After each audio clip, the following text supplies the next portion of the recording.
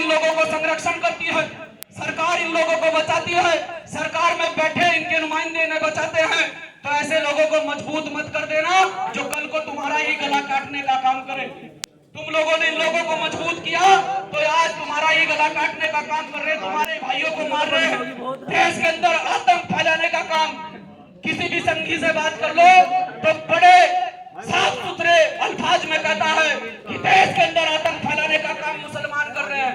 मैं डंके की चोट पर कहता हूं कि देश का सबसे बड़ा आतंकी संगठन अगर कोई है तो वो आरएसएस बजरंग दल है। मैंने तो कभी नहीं सुना कि मुसलमानों ने जाति धर्म देखकर किसी को टारगेट करके मारा हो, पीटा हो या उससे जय श्री अल्लाह अकबर के नारे बुलवाए हो। तुम तो राम के नाम पर, जिसे भगवान मानते हो, तुम तो राम के नाम पर लोगों को मार देते हो। तो इस देश के अंदर बाबा साहब का लिखित संविधान जिंदा है, लोकतंत्र जिंदा है।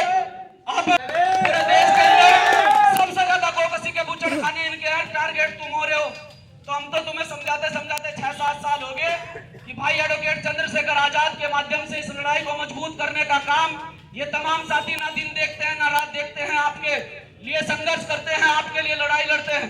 तो आपको भी समझना चाहिए, हमारे जितने भी अधिवक्तागण हैं, ये लड़ाई किसी एक विशेष व्यक्ति की नहीं है, ये लड़ाई समाज की है, ये लड़ाई उस साथी की है जिन साथियों को गाड़ी के अंदर बंद कर कर जिंदा जला दिया।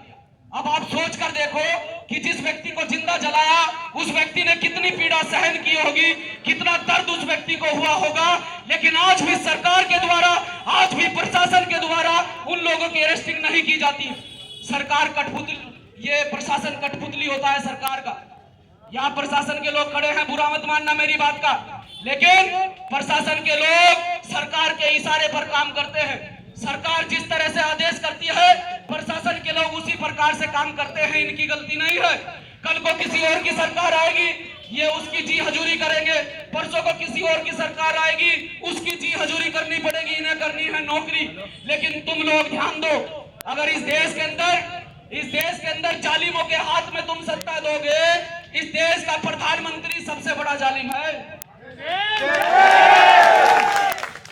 अब कुछ लोगों को मेरी बात चुप भी रही होगी, बहुत गलत बोल रहा, बाहर देख कर ऐसा है या तो दिमाग की गलतफहमी निकाल लियो।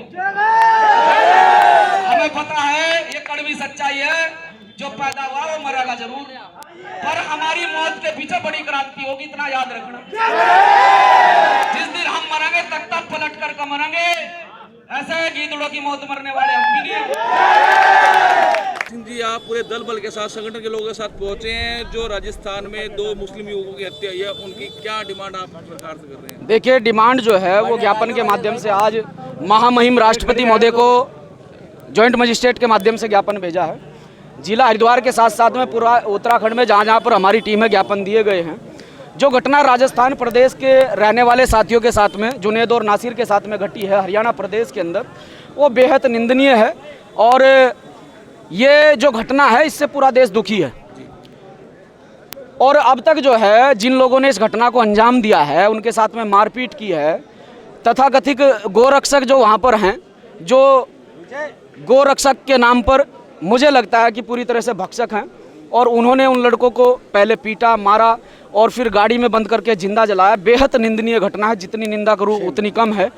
लेकिन राजस्थान प्रदेश की सरकार की तरफ से अब तक मात्र 5 लाख रुपए मुआवजे की घोषणा की गई है। इससे पहले एक हत्याकांड और होता है, मैं नाम नहीं लेना चाहता हूं, उसमें जो है लाखों में क्या करोड़ों में घोषणा कर दी जाती है, क्योंकि वो व्यक्ति जो है आरएसएस से संबंधित व्यक्ति था। आज बात यहाँ मुस्लिम समुदाय से जुड़ी है, तो सरकार जो है कहीं ना कहीं पल्ला झाड़ने की कोशिश कर रही है। और राजस्थान प्रदेश में कांग्रेस की सरकार है जो दुहाई देती है कि वो मुसलमानों की रहनुमा है। मैं ये कहना चाहता हूं कि सबसे बड़ा नुकसान अगर खासतौर से मुस्लिम समाज का किसी सरकार ने किया है तो वो कांग्रेस सरकार ने किया है।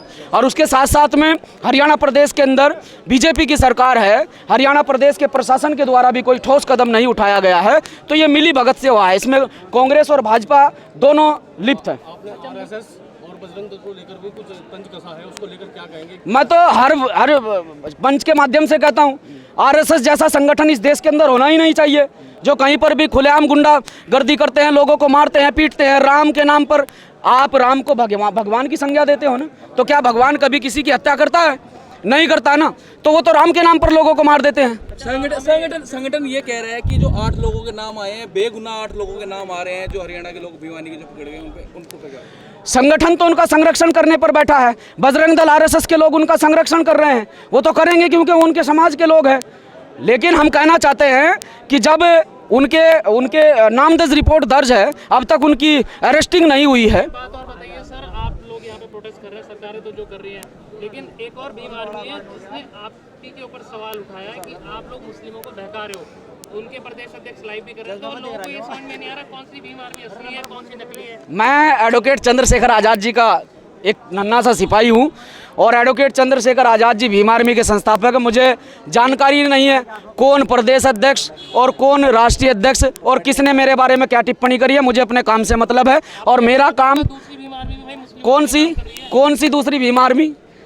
मुझे जानकारी नहीं है कौन सी भीम आर्मी है। सोशल मीडिया पे एक्टिव मैं कभी मेरा कोई कमेंट देखा हो, कोई मेरी पोस्ट देखी हो, मुझे जानकारी नहीं। जिस संगठन की मुझे जानकारी नहीं, मैं उसके बारे में चर्चा नहीं करना चाहता हूँ। आप मानते हैं सड़क पर खड़े होकर इस तरह से भड़काऊ भाषण करना, हिंदू मुस्लिम फैलाना, आप मुझे एक बात बताइए, क्या किसी को सड़क पर रोककर पीटना, गाड़ी में आग लगाकर उन्हें जिंदा जलाना, क्या ये देश में अशांति फैलाने वाला, माहौल पैदा करने वाला वो नहीं है प्रकरण? मैं तो फिर भी खड़ा होकर चैलेंज के साथ कह रहा हूँ उन लोगों को कि इस देश में अगर शांति चाहते हो, इस देश में भाईचारा चाहते हो, तो आरएसएस और बजरंग दल जैसे संगठन को बैन करना पड़ेगा। Thank you.